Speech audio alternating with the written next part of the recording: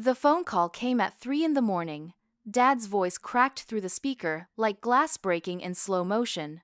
Uncle Marcus was dead. Heart attack. Sudden. Final. I sat there in my apartment, staring at the wall, feeling something inside me collapse.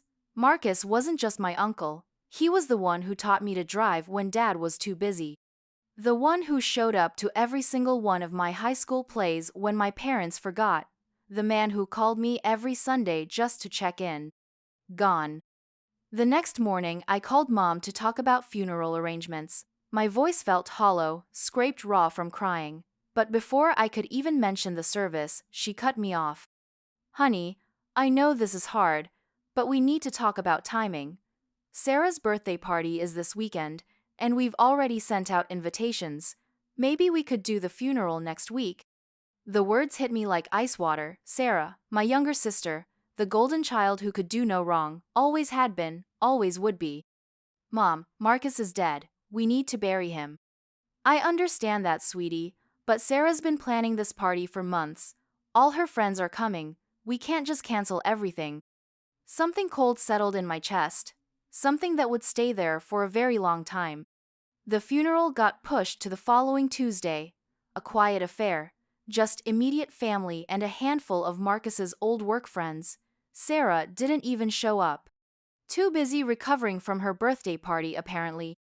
I stood at the graveside watching them lower my uncle into the ground, and I felt utterly alone. Even surrounded by family, I was invisible. A ghost at my own uncle's funeral. That was 6 months ago. 6 months of that cold feeling growing stronger, spreading through my ribs like winter frost. 6 months of watching my family treat Marcus's death like an inconvenience they'd rather forget. Then came the call from the lawyer. Miss Patterson? This is Robert Chen from Chen, Williams and Associates. I'm handling your uncle Marcus Patterson's estate. Could you come in this Friday for the will reading? I almost laughed. Marcus had a will? The man who lived in a one-bedroom apartment above the hardware store and drove a truck with 200,000 miles on it? I think there might be some mistake. My uncle didn't really have much of anything. I assure you there's no mistake. Friday at 2 o'clock. Please bring valid identification. Friday morning, I called in sick to work. Not technically a lie. The knot in my stomach felt like food poisoning. I hadn't told anyone in my family about the lawyer's call. Something told me to keep it quiet. The law office sat on the 5th floor of a gleaming downtown building. Nothing like the modest funeral home where we'd said goodbye to Marcus.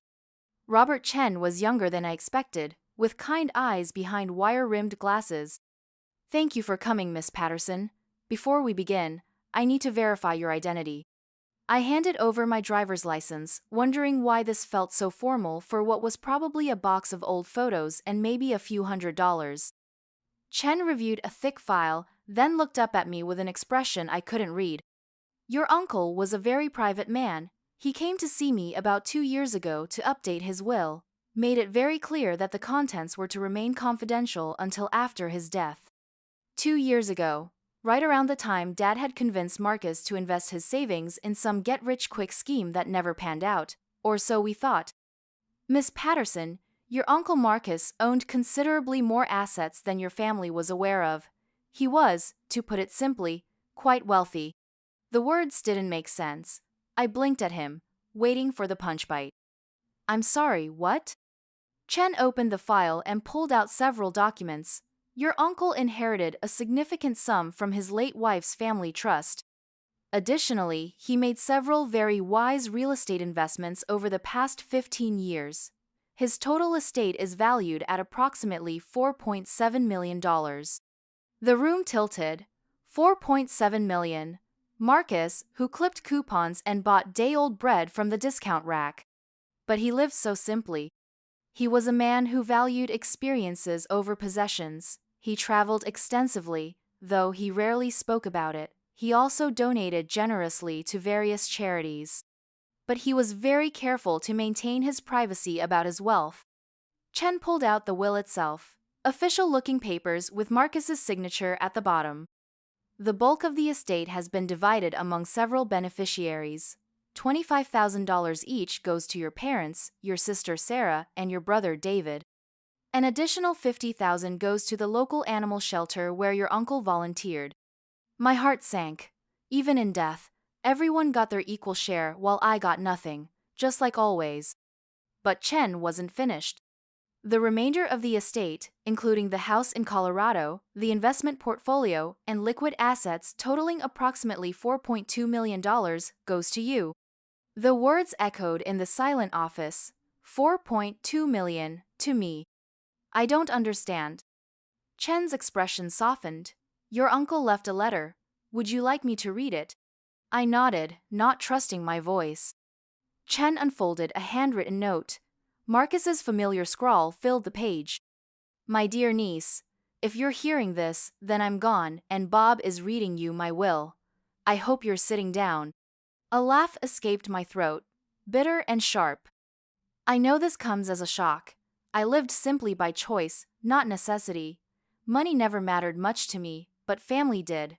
Real family, the kind that shows up. Chen paused, glancing up at me. You were the only one who truly saw me, not as an obligation or a convenience, but as a person worth knowing. When your grandmother was dying, you spent every weekend at her bedside reading to her. When I had pneumonia 3 years ago, you brought me soup every day for 2 weeks, even though you were working double shifts. My eyes burned. I remembered those weeks. Mom had been too busy with Sarah's college applications. Dad was traveling for work. Your parents see you as the reliable one, the one who doesn't need attention or help. They've taken your kindness for granted so long they think it's unlimited. Sarah and David learned from their example. Chen's voice grew quieter as he continued reading. But I saw how much it hurt you, especially at the end. When they chose a birthday party over my funeral, I knew I'd made the right decision. The lawyer looked up. There's more. The money comes with a condition. You cannot tell anyone about this inheritance for 1 full year. If you do, it goes to charity instead. Use this year to see who your family really is when they think you have nothing to offer them. My hands shook. Marcus had seen it all. The dismissal, the casual cruelty, the way they treated me like furniture they could rearrange when convenient. After the year is up, the choice is yours. You can rebuild relationships with them or start fresh somewhere else, but either way, you'll know exactly who they are. And more importantly, you'll know who you are. Chen folded the letter. There are a few more practical matters to discuss. The next hour passed in a blur of signatures and explanations, bank accounts, investment portfolios. A house in Aspen I'd never known existed. Marcus had been living 2 lives, and somehow I was inheriting the secret one. Walking out of that office, I felt like I was carrying a bomb in my chest. Not the explosive kind, the kind that changes everything once it detonates. That weekend, Sarah called. Hey, can you help me move this Saturday? I finally found a decent apartment, but the moving company canceled last minute. The old me would have said yes immediately, would have rearranged my plans, called in favors, made it work somehow. Instead, I heard myself saying, sorry, I can't, I have plans. Silence on the other end. Sarah wasn't used to hearing no from me. What kind of plans? The lie came easily. Just stuff I can't reschedule. Well, can't you reschedule it anyway? This is important. Important. Like Marcus's funeral hadn't been important. Like my grief hadn't been important. I'm sure Mom and Dad can help you. They're busy. Come on, you never have plans, what's the big deal? You never have plans.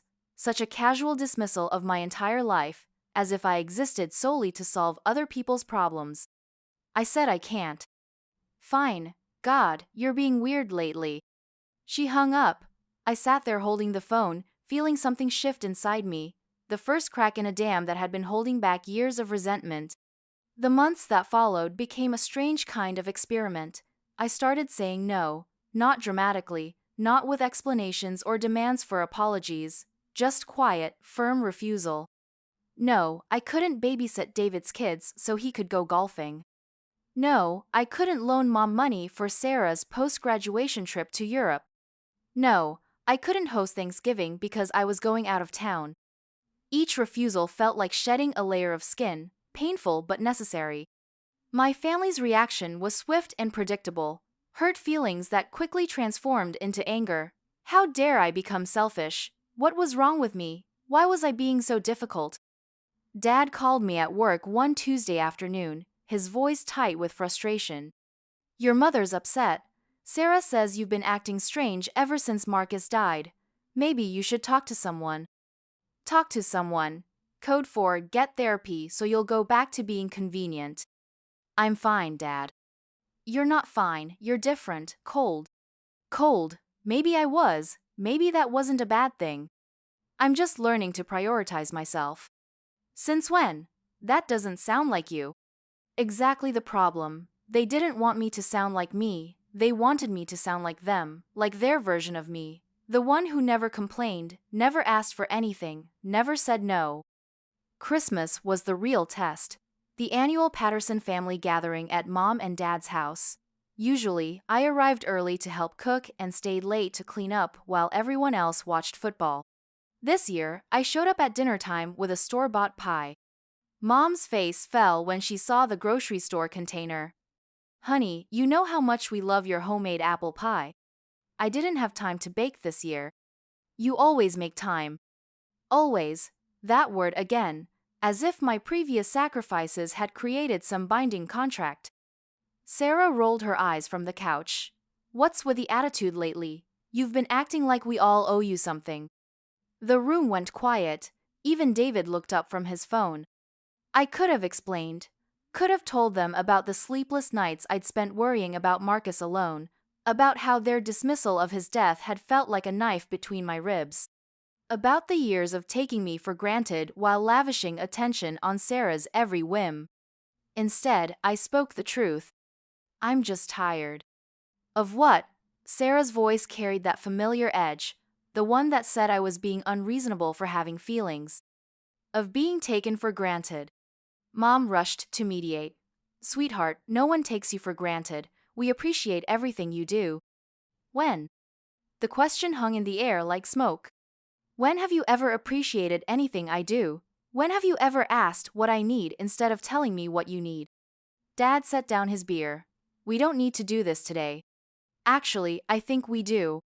For the first time in my life, they were all listening to me. Really listening. Not waiting for their turn to talk or thinking about something else. I had their complete attention. And I realized I had nothing left to say to them. I left before dessert, drove to the coast and walked on the beach until the sun went down, feeling the salt air clean away 30 years of resentment. My phone buzzed with messages all evening. Mom crying about how I'd ruined Christmas, Sarah calling me selfish, David asking if I was having some kind of breakdown. I turned off my phone and slept better than I had in months.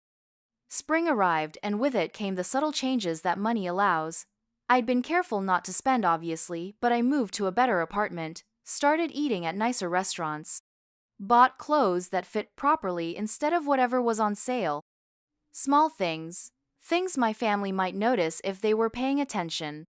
They weren't. Sarah called in March, crying about her student loans. I don't know what I'm going to do, the payments are killing me, and Mom and Dad are tapped out from helping David with his down payment.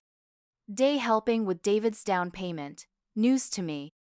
That's rough, I said, meaning it. Could you maybe help me out, just until I get on my feet? I know you don't make much, but even a few $100s would help. A few $100s. 6 months ago, that would have been a real sacrifice. Now I could write her a check for her entire debt without even checking my balance. I can't. Why not? You don't have any real expenses.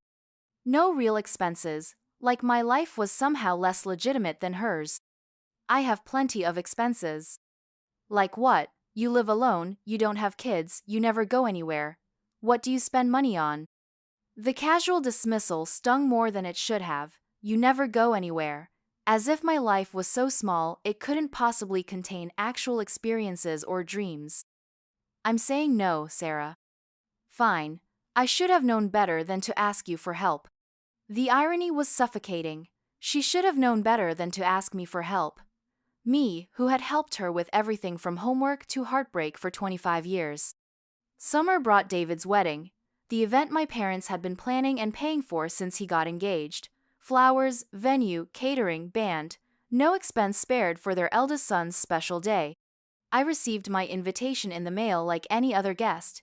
Gold embossed, formal script, no mention of helping with preparations or being part of the wedding party, just a +1 and dinner selection. The wedding was beautiful, expensive, the kind of party my parents claimed they couldn't afford when it came to anyone else's milestones. I sat at the singles table, watching my family celebrate David like he'd accomplished something miraculous by finding someone willing to marry him. The toasts went on forever. Dad's speech about his successful son, Mom's tears of pride. I thought about my college graduation, where they'd taken me to dinner at Applebee's and called it a celebration. After dinner, Mom found me by the bar. "You look beautiful tonight, honey. That dress is lovely."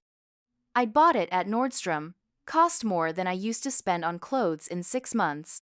"Thank you. You know, I've been thinking, maybe it's time you started dating again. You're not getting any younger, and look how happy David is."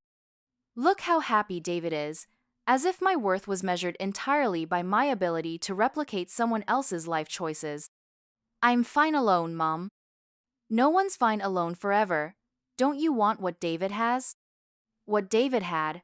A wife who worked 2 jobs to support his music career dreams, in-laws who thought he was a loser, debt up to his eyeballs from this wedding they couldn't afford. Not particularly. Mom's face crumpled like I'd slapped her. "Why are you being so negative lately? Ever since Marcus died, you've been different, distant." Marcus again.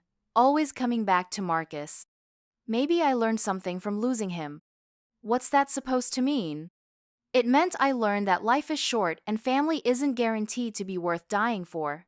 It meant I realized that love without respect is just manipulation with better marketing.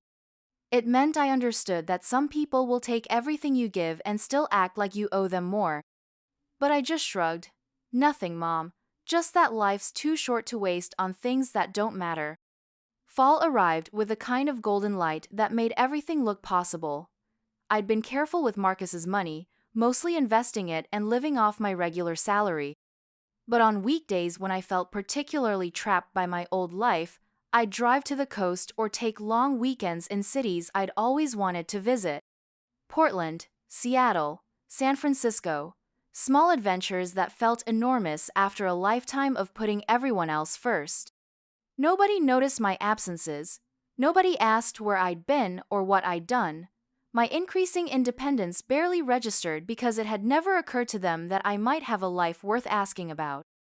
October marked 10 months since Marcus's death.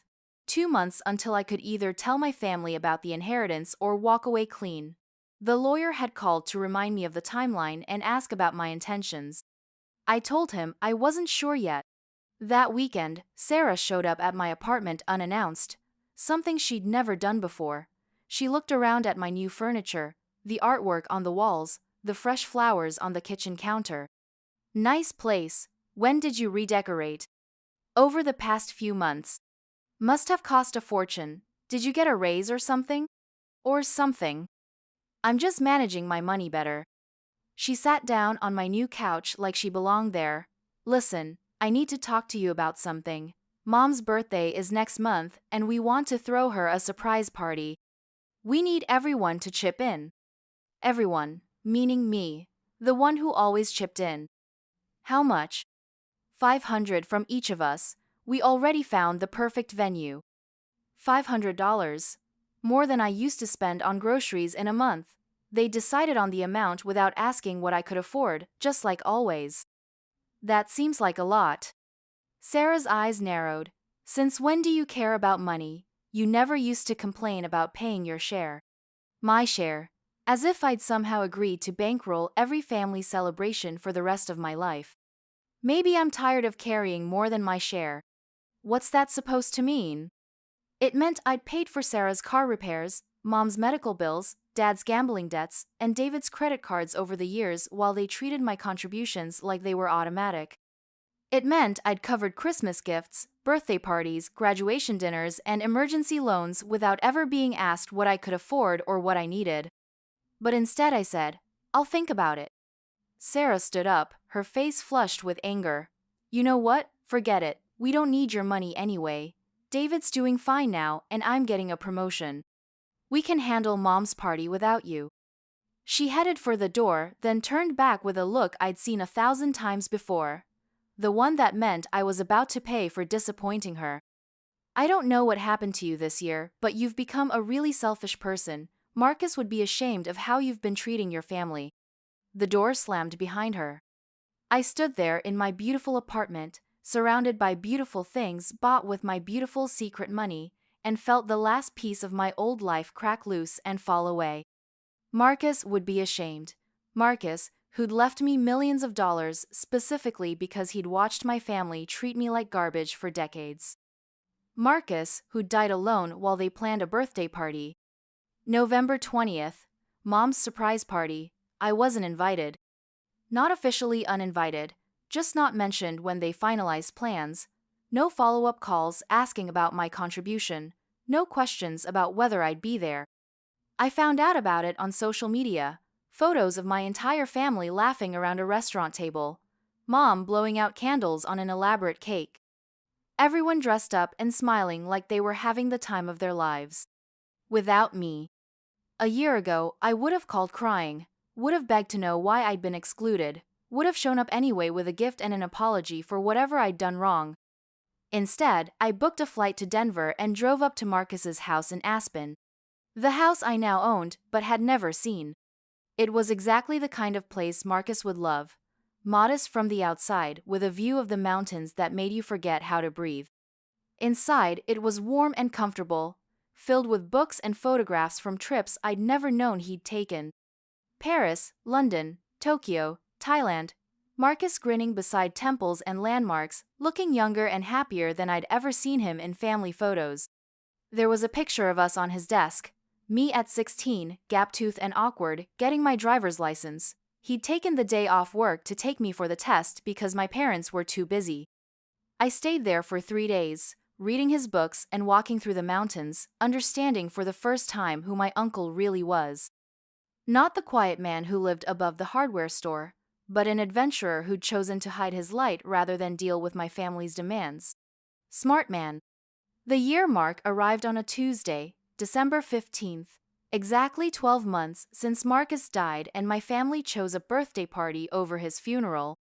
I called the lawyer that morning. "Mr. Chen, this is about my uncle's will. I've made my decision. I'm listening. I want to keep the money, all of it, and I want to tell them today." "Are you certain? Once you reveal the inheritance, there's no going back." I looked out the window of my apartment at the city below, people rushing to work, to meetings, to lives that mattered to them. For the first time in 30 years, I felt like one of them. "I'm certain." That evening, I called my parents. "Hi, Mom. Could you get Dad on the phone too? I have something to tell you both." "Of course, honey. Hold on." Shuffling sounds, muffled voices. "Okay, we're both here. I wanted to let you know that I inherited money from Uncle Marcus. Quite a bit, actually." Silence. Then Dad's voice, cautious and sharp. "How much money?" "$4 million. More silence, longer this time. Mom found her voice first. "4 million? That's impossible. Marcus didn't have any money." "Actually, he did. He just chose not to spend it. He left most of his estate to me." "Why you?" Sarah's voice came through the speaker. She must have been visiting. "Why me?" Such a simple question with such a complicated answer. "Because he wanted to." "But we're family too." Sarah again, her voice climbing toward hysteria. "What about the rest of us?" "You each got 25,000. 25,000? Sarah's voice cracked. "You got 4 million and we got 25,000? I could hear David in the background, saying something about lawyers and contesting the will. Dad's voice cut through the noise. "How long have you known about this?" The moment of truth. The question that would reveal everything. "A year." Explosion. Shouting. Questions overlapping into white noise. How dare I? Why didn't I tell them? What kind of person keeps secrets from family? I held the phone away from my ear and waited for them to wind down. When silence finally returned, I spoke again. I'm moving to Colorado. I'm starting over. You can't. Mom's voice was small, broken. We're your family. You were my family when you ignored my grief for a birthday party. You were my family when you excluded me from David's wedding planning. You were my family when you uninvited me from Mom's surprise party. I could hear Sarah crying now. Real tears, not the manipulative kind she used when she wanted something. We didn't uninvite you, Mom whispered. We just thought. You thought what? We thought you didn't want to be there. You've been so distant lately. Distant, their word for someone who stopped letting them walk all over her. I've been learning to value myself the way Marcus valued me. Marcus barely had anything to do with us, Dad said, his voice hard. He was a loner. He was alone because you treated him the same way you treat me, like an obligation instead of a person. The truth hung between us like a bridge I'd just burned. David's voice came through the line, clearer now. So what, you're just going to disappear, take your money and run? I'm going to live my life, something I should have started doing a long time ago. What about us? Sarah's voice was pure desperation now. What about when we need help? When we need help. Not if, when. As if my only value to them was as a solution to future problems. You'll figure it out, you always do when I'm not around. I hung up before they could respond. My phone rang 18 times that night. Voicemails full of tears, anger, bargaining, threats, Sarah promising to change if I just give them another chance. David demanding his rightful share of the inheritance, Mom begging me not to abandon them. Dad was the last message, his voice gruff but broken. I know we haven't been perfect, sweetheart, but we love you, that has to count for something. It did count for something, just not enough. I donated my old furniture to charity and packed everything that mattered into my car. 3 decades of life fit into 6 boxes and 2 suitcases. The drive to Aspen took 8 hours. 8 hours of mountain roads and endless sky, carrying me toward a life I'd chosen instead of inherited. Marcus's house felt different when I knew it was really mine. Not just a weekend retreat, but a home. I walked through the rooms, planning changes, imagining the life I could build here. The first month was harder than I expected. Not because I missed my family, but because I missed the idea of having a family. The comfortable fiction that love was enough to overcome years of disrespect and neglect. But slowly, something new grew in the space they'd left behind. Peace. Actual peace, not the exhausted quiet that comes after you stop fighting battles you can never win. I started volunteering at the animal shelter Marcus had supported. Made friends with people who knew me as myself, not as someone's disappointing daughter or reliable sister. Took art classes, learned to ski, read books I'd never had time for when I was always solving someone else's problems. 3 months into my new life, Sarah called. I'm sorry, she said without preamble. For all of it. I know we treated you badly. I sat on Marcus's deck, watching snow fall on the mountains, and felt nothing. No anger, no satisfaction, no forgiveness, just the hollow space where my family used to live. I know you are. Can we try again? I want to do better. The words I'd wanted to hear for 30 years, too late now, but still beautiful in their way. I don't think so, Sarah. Why not? I said I'm sorry. Because sorry doesn't change the past, and I don't trust you with my future. She cried then. Real tears that might have moved me once. Please don't give up on us, we're still family. You're still my family, I corrected. But I'm not yours, I haven't been for a long time. I hung up gently this time, not with anger but with finality. That night, I opened a bottle of wine Marcus had been saving. Expensive stuff from a vineyard in France he'd visited without telling anyone. I toasted him and the house and the mountains and the life he'd made possible. To Uncle Marcus, who saw me when no one else did, who loved me enough to set me free. The inheritance wasn't really about the money, it was about permission. Permission to value myself the way someone who truly loved me had valued me. Permission to walk away from people who treated love like a transaction. Permission to start over. Spring came early to the mountains that year. I watched the snow melt and the wildflowers bloom, feeling something similar happening inside me. The frozen places where resentment used to live giving way to something warmer. Not forgiveness, something better than forgiveness. Freedom. My name is on a mailbox now. My name on utility bills and voter registration and library cards. Not someone's daughter or sister or designated problem solver. Just me, building a life worth living with money from a man who understood the difference between family and blood. Sometimes I wonder if they think about me. If they've learned anything from losing me the way they lost Marcus.